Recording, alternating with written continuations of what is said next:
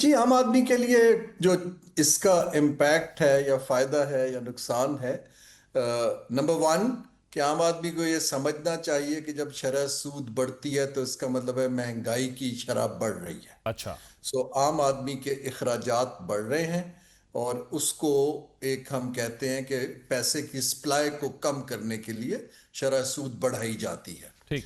حکومت کا اس کے اندر ایک، کیونکہ حکومت سب سے زیادہ قرض لیتی ہے بینکوں سے پاکستان میں، جی۔